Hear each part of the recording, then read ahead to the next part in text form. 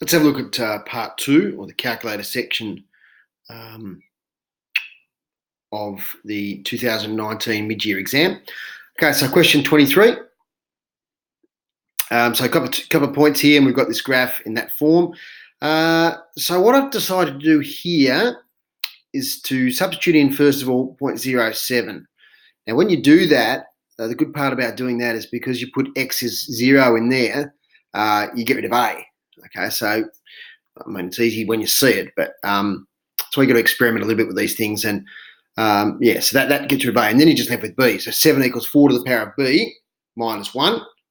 So 4 to the power of b equals 8. You can then get things in the power of 2. 2 to the power of 2b equals 2 to the power of 3. Then you can drop the 2's out. 2b equals 3, b equals 3 on 2.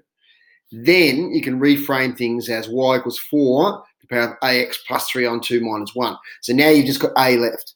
So the handy thing about that substituting 0.7 is that you found b, and now you've found b, you've just got one variable left to find, which is a. So then you substitute the other point, negative 3, 0. A little bit of algebra down the track. So I'll end up here getting them both to a power of 4. So 1 equals 4 to the power of all that. So then if make 1 equals 4 to the power of 0, that's not an easy step, but it's one you sort of should try and realise and work through it. Then you can drop the 4's out. That's the advantage of doing that. And then you can end up getting a equals a half. Not too many people got that right. That was a bit of a tricky question to put there first up, perhaps. Let's get to that graph of this. So there's nothing too complicated about this.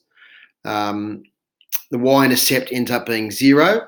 So the x-intercept is also 0, which is handy. And because it's been shifted, because of the plus 3, they've shifted 3 places to the left and 2 places upwards. Remember, there's no horizontal asymptote for a log graph, just the vertical asymptote. But this one, I suppose, was mainly in the non-calculator section because it had that little handy 0, 0 point, which meant you didn't have to worry about anything else other than that. So that's the basic shape of that graph. This one, okay, this is the old trinomial type one. It comes up a bit. So I've converted 4 to the x to 2 to the power of 2x. This was a step not many people got. And that's splitting up 2 to the power of x plus 1 into 2 to the power of 1 times 2 to the power of x. Remember, when you multiply with indices of the same base, you add them. So I've sort of gone backwards there from the x plus 1 to the 1 and x there. That then gives you 14 times 2 to the power of x minus 32. Then we get that trinomial. We factorise it. No real solutions for that one. Because that's actually a negative 2 there. Sorry, that's a bit of a mistake there. So because it's a negative 2, there's no solution to this, a solution of 4 here. I mean, these are the sort of questions that really show me who revises or not, because you should have done some of those in your revision. Photocopy old exams that I put on Schoolbox, and you should be able to get questions like that. Those people that didn't do much preparation were the people that struggled in questions like that. Yeah, there's a little typo there. Sorry about that. Now, with this one, what most people didn't get was that you had to do successive functions. Okay, so write the rule for the new function f of x undergoes the following transformations. Okay, so first of all, the positive y direction, that means it's taken up 2 places in the y-axis. So it's log x to the base 5 plus 2. Then you take that graph and dilate it by 4 from the x-axis. So the 4 goes out the front of all of that, okay? A lot of people started again and thought it wasn't cumulative, but it's taking the graph now and doing that to it. Now, of course, when you do that, you multiply the 4 out, you get a plus 8 there, okay? Then reflection in the x-axis, so you've got to minus both of those, okay? So it becomes minus and minus, and there's the equation of g of x. So you weren't taking that one and doing separate transformations or dilations. It was doing them one by one, and whatever happened to the last one, then you take on that dilation and do it to the whole of what the graph is now. It's almost drawing a new graph each time. So that's the new graph. You dilate that new graph by a factor of 4, and then you reflect that graph in the end. Okay, so the Echidna question. So you've given some information there. So 1 month after initial observation, found 90 echidnas in the area. So that means when t equals 1, p equals 90. Now, log 1 base E, of course, is handy because that's 0, and that enables us to get B straight away. Okay. Then, once we've found B, then we can use the other point, the initial observation. There was only 72. 6 months, there was 72. That enables us to put in 6 and 72. And then we can find A, which is negative 10.05. And then next question, once you've got the correct equation, is just to substitute in 12. And then you have to find the time. So you manipulate the equation, divide here, and then you can take it out of log form there to get that. Now, of course, you could have just put in solve there at the start, but you should always try and do as many steps as you can before having to go to your calculator. Okay, what feature of this graph means it will have an inverse function? Okay, so it's a one-to-one function, simple as that. If it's a one-to-one function, it means its inverse will also be a function. The range of the inverse function, okay, so the domain of the original becomes the range of the inverse. So if you find the domain of this one, that will be the range of the inverse. Calculate the equation of the inverse, so it's swapping x and y over. I made a little error there, you can see I've corrected it in red. I won't go through the algebra of that, except to say, in fact, I will a little bit here, because when you get to here, you get a plus or minus situation. So when you get the inverse here, y could be plus or minus that square root function. Now, you can see from the shape of it, okay, it's going up like that. So it's a positive square root function. So that's why in the end I've chosen that one, x, the square root of x plus 4 minus 1.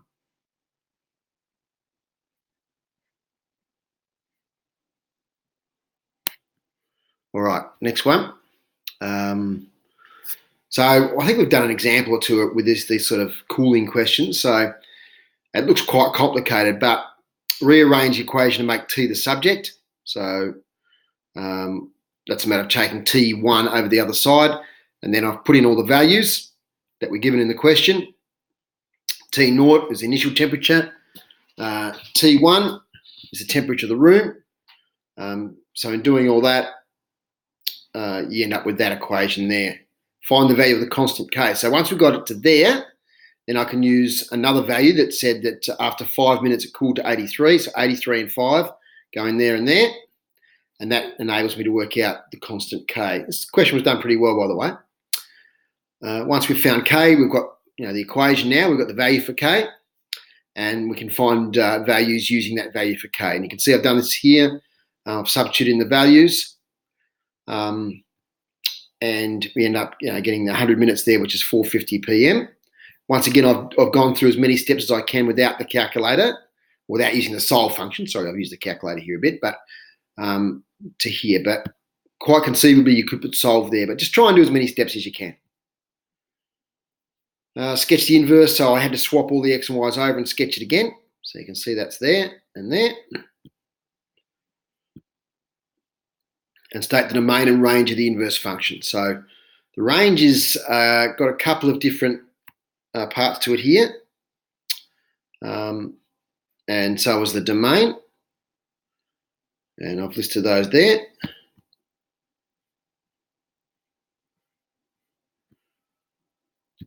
Okay, state the functions. I consider the functions there, state the domain and range of f of x. So just draw a quick sketch of that. F of x is a log graph.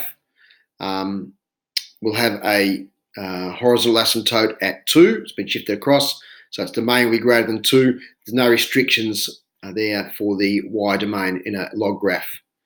This is a upside down parabola shifted up 5 places. So its domain, there'll be no restrictions on its domain, but its range will be less than 5. Now explain why f of g of x does not exist. I've done my little number line things here.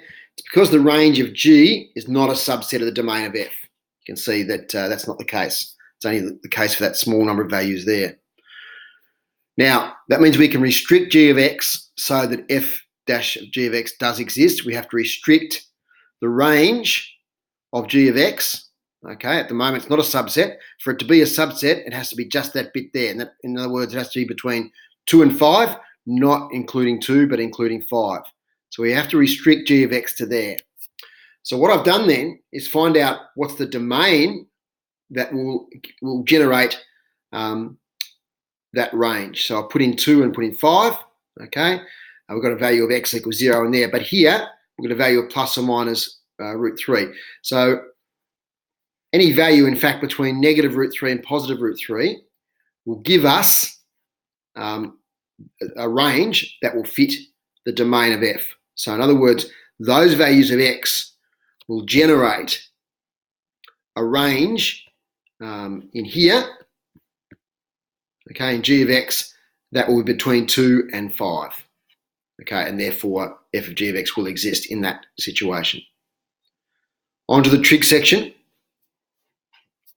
So here, and I've gone over to the side and I've worked out cos 7 pi and 6, sine 5 pi and 4 and tan 7 pi and 3. So those exact values in the unit circle there. Now I mentioned before pre-exam how important they were, and I think people got the message a bit there because a lot of people got this question right, that they must be automatic, those 3 little calculations there. So then I've subbed them in and then got the answer there. Nothing more can be done with that. Some people fell sort of the last hurdle there a little bit. Okay, with this one, another triangle question. So when you triangle, remember the negative is not relevant. Some people put negatives in this triangle, but it's just a 12 and 13 triangle with the adjacent being 12 and the hypotenuse being 13, and number 5 there. So determine tan of x, tan theta. So we're looking here at the third quadrant, and as we know that in the third quadrant, according to the cast diagram, tan is positive. So it's a positive 5 on 12. Okay, the period here, period equals 2 pi over n. The coefficient of t is the n. So it's 2 pi over pi on 30, which is 2 pi times 30 over pi. When you divide with fractions, you invert and multiply, and that gives us 60 when we multiply it out. The minimum value of L will be when sine pi t on 30 is 1. So negative 5 times 1 is negative 5, plus 4 is negative 1. If we'd have put negative 1 there, the minimum, if we thought that was the minimum, that would have given us positive 5, because negative times negative is a positive. Be careful there once again. A minimum and maximum question, a maximum doesn't mean that's 1. It could be negative 1, could give you the maximum. And same, a minimum question doesn't mean that's negative 1. In this case, the 1 gave us the minimum. Okay, so what I've done with this question is drawn a little graph. And that's what I suggest with these ones without any graphs provided. You piece together evidence. So I've actually put in a couple of points. Okay, so 4 a.m. and minus 2. And the maximum 12 hours later, so that's going to be 16 hours. We've got a maximum of 8. Okay, so that's the distance between my minimum and maximum. Okay, so I can then discern a few things from that. Okay, I can determine straight away my amplitude is 5. No, sorry, not my amplitude. What have I done there? Oh, yes, I can. Sorry, yeah. 8 and negative 2. So the distance there is 10. Half that distance of 10 is 5. So the amplitude is 5. Okay, the period, 2 pi over n. Now the period there, because for half a wave, you've got 12, okay, between the minimum and maximum. It means a full wave will be 24. So the period would be 24. So 24 equals 2 pi over n. Swap the n and the 24 over. So n equals pi on 12. So that's how I got the b equals pi on 12. The c is the shift right or left. Okay, now it's a sine graph. The middle of that sine graph would have been there at 0,3. 10,3. Okay, so it's been shifted 10 places across. Okay, so minus 10. And it's been shifted how many places up?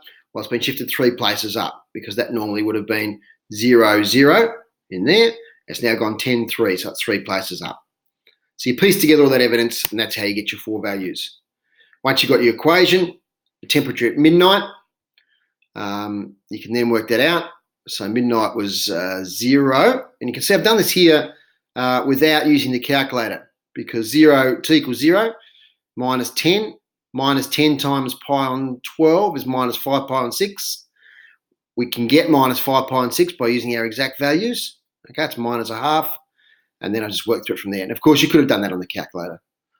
What What proportion of 24 hours was it below freezing? I've done a bit of solving there on the calculator. I must have drawn a graph or something there, I think, and looked at where it was below zero. So the sections of the graph that were below zero, I think it might be just that section there. And you can do that in a calculator. Once you've got the equation, you can just find the zeros, x-intercepts on the calculator, and then go from there. Next question. Okay, so we've got a mystery sine graph here. Okay, so that's pi on 10, and we're given that here. Okay, they weren't labelled, but you were given the intercepts there. Notice I've converted them all to pi on 10s, and looks like the graph used to be there, so it's been shifted pi on 10 units to the right. That's how I've got the minus pi on 10 there. Its period goes from pi on 10 to 11 pi on 10. So that's a period of 10 pi on 10, which is pi. So that'd be pi equals 2 pi on n. It means n equals 2. And that was it. Okay. And then I've expanded the brackets there if necessary. Okay, so the old thing is we've got sine and cos involved here. So this is going to be a tan graph. So I've divided both sides by cos, and I get negative root 3 plus tan theta equals 0. Therefore, tan theta equals root 3. Some people found it difficult to get to there, and that sort of was a bit costly. And then what I did was just the normal thing. I found the positive solutions, okay, and then just found their negative equivalents. That's how I got the two solutions there, because the domain was between negative 2 pi and 0. Okay, so another practical question here involving trig. Use the information to find the period of vibration. Okay, so our n is pi on 6, 2 pi over n. 2 pi over pi on 6, 12 pi on pi equals 12 seconds. Remember, invert and multiply when you're dividing fractions.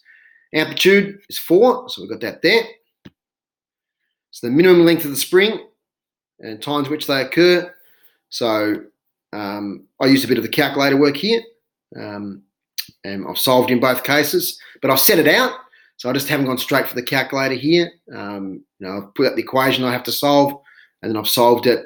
And when I've solved it, you set the right domain, and you get that there as well. The other way, of course, of doing that is by graphing it.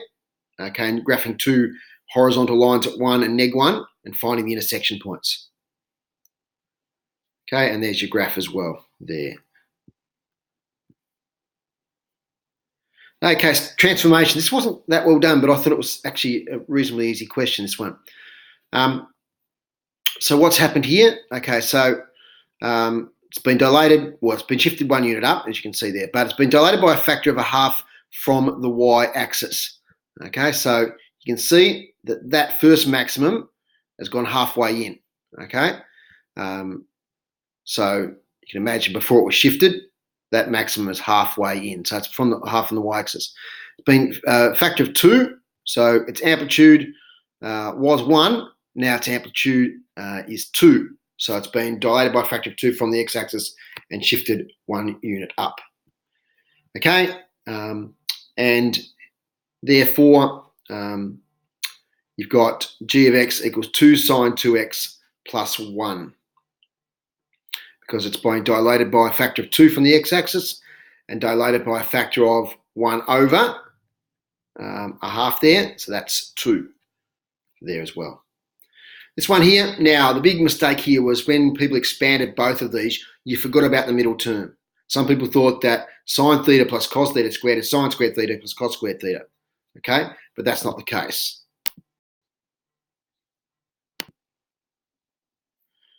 Okay, so sine squared theta plus cos squared theta. So you've got to eliminate. You've got the plus 2 cos theta sine theta and the minus 2 cos sine theta, and they get eliminated, and you end up with that, which is 1 plus 1, which is 2. Some people went straight from that to that, which wasn't correct. Finally, the calculus section. So here you take the x squared up and make it x to the power of minus 2. So that takes the minus 2 out the front, multiplied by the 4 is minus 8, and take 1 away from the minus 2 to make it minus 3. And log k of x to the base e, doesn't matter what the coefficient is 1 over x.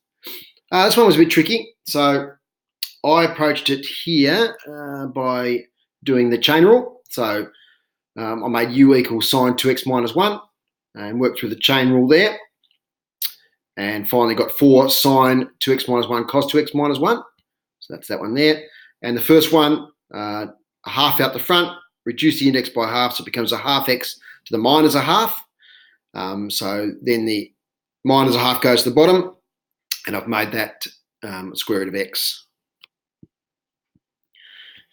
Excuse me. With this one, quotient rule.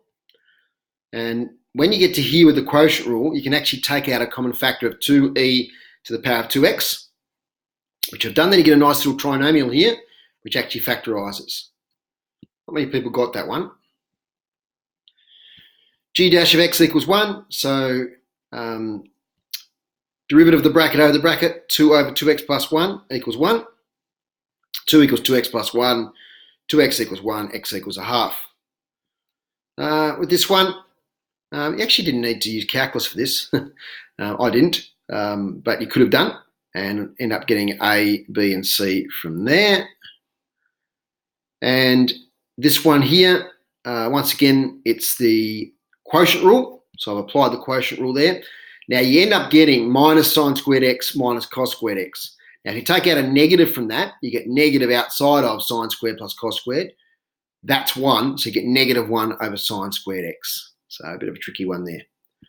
Once again, this was a gradients question and people did this pretty well.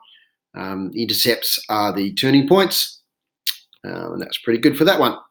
So there's part B, part 2 of the exam, the calculator section.